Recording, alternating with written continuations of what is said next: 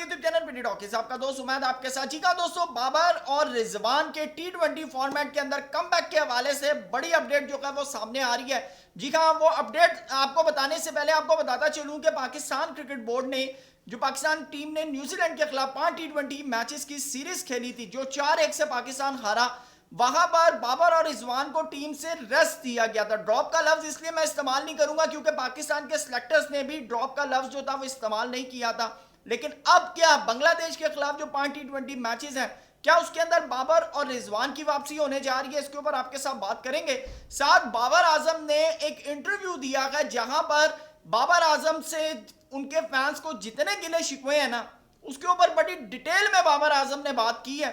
जी हाँ, क्या अपडेट आ रही है, तमाम चीजें आपके सामने रखेंगे। चैनल पर नए आए हैं तो चैनल को सब्सक्राइब करें, वीडियो पसंद आए तो लाइक भी करें और कमेंट सेक्शन में अपनी कीमती राय से जरूर आगाह कीजिएगा। जी हाँ दोस्तों, बाबर आजम ने इंटरव्यू दिया है और बड़ा, मैं कहता हूं, तसल्ली बख्श और बड़ा जबरदस्त किस्म का इंटरव्यू दिया है। यानी कि आप एक चैंपियन प्लेयर से ना इस तरह का इंटरव्यू ही तस्वर कर सकते हैं। सबसे पहले बाबर आजम ने इस इंटरव्यू के अंदर बात की है अपने नंबर के ऊपर, क्योंकि हमेशा से बाबर और रिजवान के ऊपर एक इल्जाम लगाया जाता है कि भाई ये कहते हैं कि या तो मैं वन डाउन खेलूंगा या मैं ओपनर खेलूंगा, और मोहम्मद रिजवान के ऊपर होता है कि भाई या तो वो ओपनिंग करेंगे या फिर चौथे नंबर के ऊपर खेलूंगा। वैसे तो रिजवान ने ये बात जो है बड़ा ओपनली बात की है कि भाई मैं चौथा नंबर मुझे सूट करता है, लेकिन बाबर आजम कहते हैं कि मेरा जब डेब्यू हुआ था ना, मैं छठे नंबर पर खेला था, छठे से पांचवें पे, चौथे पे, तीसरे पे, दूसरे। उन्होंने कहा कि अब अगर मैं पिशावर जालमी में ओपनिंग कर रहा हूं तो ये मेरे जो मैनेजमेंट है ये उसकी रिक्वायरमेंट है,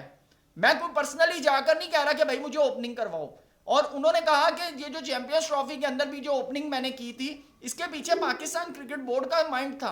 भाई मैंने नहीं कहा था मुझे ओपनिंग करवाओ, मुझे आप जिस नंबर पर कहेंगे, जो सिचुएशन होगी, मैं उसके मुताबिक क्रिकेट खेलूंगा।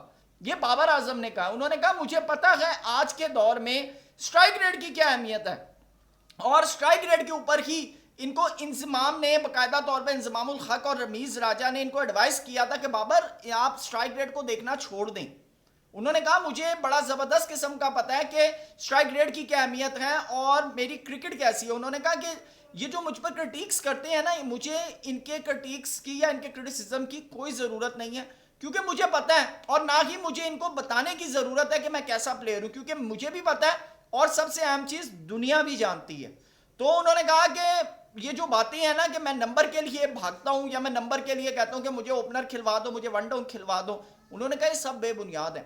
नंबर 2 के ऊपर बाबर आजम कहते हैं कि मैं शुक्र अदा करता हूं अल्लाह का। वैसे तो बीइंग अ मुस्लिम, जितने भी मुसलमान हैं वो अल्लाह का, जब भी उनको कोई ब्लेसिंग्स, कोई भी अल्लाह की तरफ से कोई तोहफा या उन पर करम नवाजी होती है ना, तो वो शुक्र जरूर अदा करते हैं। और ये एक अच्छे मुस्लिम होने की निशानी है, बल्कि एक अच्छे प्लेयर होने की भी निशानी है कि आपको अल्लाह का शुक्र जो है वो हर जगह पर अदा करना चाहिए। वो कहते हैं कि मैं जब इन स्टेडियम्स में एंटर होता हूं ना, तो जब दुनिया बाबर बाबर का नारा लगा रही होती है ना, तो मुझे वो वक्त याद आता है कि कभी इन स्टैंड्स के ऊपर मैं बैठता था, कभी यहां पर बॉल पिकर मैं रहा हूं, कभी यहां पर एज अ बॉलर मैं इस ग्राउंड के अंदर आया हूं, लेकिन आज अल्लाह ने मुझे ये इज्जत बख्शी है कि जब मैं ग्राउंड के अंदर आता हूं तो फैंस जो है वो बाबर बाबर के नारे लगाते हैं। ये बाबर आजम कह रहे हैं दोस्तों।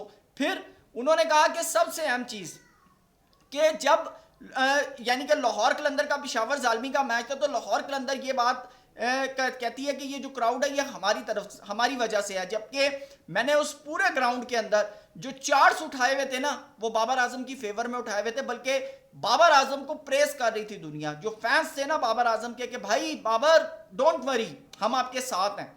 तो ये बात करना कि लाहौर के अंदर सिर्फ लाहौर कलंदर की वजह से क्राउड आता है, ऐसा नहीं, बाबर आजम का भी वहां पर अच्छा खासा, क्योंकि ऑलरेडी आपको पता है पिशावर जालमी से वो खेरे, लेकिन है तो वो लाहौर के, तो बाबर आजम की fan following all over the world भाई बहुत ज्यादा है। फिर उन्होंने कहा कि मेरे ऊपर जो लोग तनकीद करते हैं, जवाब मैं भी उनको दे सकता हूं, ये बाबर आजम कह रहे हैं। और आज तक ऐसा कभी नहीं हुआ कि कभी किसी फॉर्मर प्लेयर ने किसी प्लेयर के ऊपर तनकीद की हो और उसने आगे से जवाब ना दिया हो। सब प्लेयर ने दिया, वसीम भाई, वकार, जितने भी लोग हैं ना, सब जवाब देते हैं। लेकिन जो क्रिटिसिज्म बाबर आजम और मोहम्मद रिजवान पर हुआ है पिछले 2 से 3 सालों के अंदर, और अभी तक उन्होंने कोई जवाब नहीं दिया। बाबर आजम ने कहा जवाब मैं भी दे सकता हूं, लेकिन मुझे बड़ों ने मना किया। ये यानी कि आप देखें कि उस बंदे की रिस्पेक्ट देखें कि वो कितना रिस्पेक्ट करता है। उन्होंने कहा लेकिन क्या है कि हम इधर से सुनते हैं और इधर से निकाल देते हैं। और मैं आपको बताऊं कि ज़हीर अब्बास साहब ने कहा था कि बाबर आजम जो है वो लोगों की सुनते नहीं है। सुनते भाई साहब हैं, सुनते सब हैं, लेकिन मैंने उस वक्त भी एक वीडियो बनाई थी कि गाइड करें, सुनाए मत, गाइड करें, प्यार से उसे समझाएं कि बाबर यार आप यहाँ गलती कर रहे हो, बाबर आपका ये प्रॉब्लम है।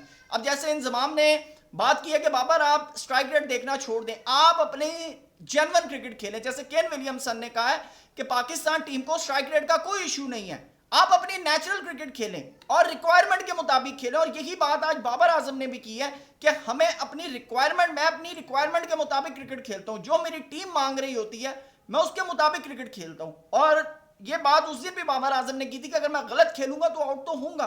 आज तक ऐसा तो कोई प्लेयर है नहीं कि जो आउट ना हुआ हो। तो बड़ा क्लियर बाबर आजम ने ना इंटरव्यू दिया। फिर उन्होंने अपने ड्रॉप होने के ऊपर बड़ी डिटेल में बात की।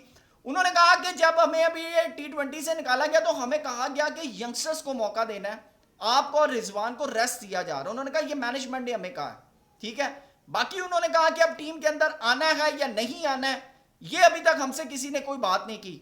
अब ये सिलेक्टर्स के ऊपर, अगर हमें मौका देंगे तो हम जाकर क्रिकेट खेलेंगे, T20 यानी कि बांग्लादेश के खिलाफ खेलेंगे। अगर नहीं मौका मिलेगा तो नहीं खेलेंगे। तो यहां से ये चीज तो बड़ा कैटेगोरिकली क्लियर हो गई है कि अभी तक पाकिस्तान क्रिकेट बोर्ड की मैनेजमेंट ने बाबर और रिजवान से बात नहीं की कि भाई आप पाकिस्तान के T20 स्क्वाड के अंदर है। वैसे मैं आपको पर्सनली तौर पर बताऊं कि हमारे पास अब ओपनर इतने ज्यादा हो गए हैं ना, आप देखें मोहम्मद हारिस हो गए, उसके वैसे तो मोहम्मद हारिस ने यह बात भी क्लियर कर दी है कि मुझे पाकिस्तान क्रिकेट बोर्ड की मैनेजमेंट ने कहा कि भाई साइम और फखर के आने के बाद आपने तो खेलने चौथे पांचवें नंबर पे है, ठीक है। तो साइम और फखर तो हमारे पास ओपनर है, फिर हमारे पास अब साहिबजादा फरहान भी आ गए हैं। और कौन है इसके अलावा? इसके अलावा मोहम्मद हारिस है हमारे पास, सलमान अली आगा है। तो हम T20 फॉर्मेट के अंदर किस किस को कहां कहां एडजस्ट करेंगे अगर हम बाबर और रिजवान को भी लेकर आते हैं, ये भी एक बड़ा सवाल है। लेकिन अभी तक की जो बाबर और रिजवान के फैंस के लिए जो मेरे ख्याल से अब तक की सबसे बुरी खबर यह है कि अभी तक पाकिस्तान क्रिकेट बोर्ड ने इन दोनों से किसी किस्म का कोई कॉन्टैक्ट नहीं किया। तो अब बांग्लादेश के खिलाफ मुझे जहां तक पर्सनली तौर पर लग रहा है कि पाकिस्तान क्रिकेट बोर्ड यंगस्टर्स के साथ ही जाएगा, जिसके अंदर हसन नवाज होंगे, बाबर आजम हसन नवाज होंगे, साहिबजादा फरहान होंगे, साइम अयूब होंगे, फ़खर जमान होंगे, और फिर आपके मोहम्मद हारिस होंगे, सलमान अली आगा होंगे।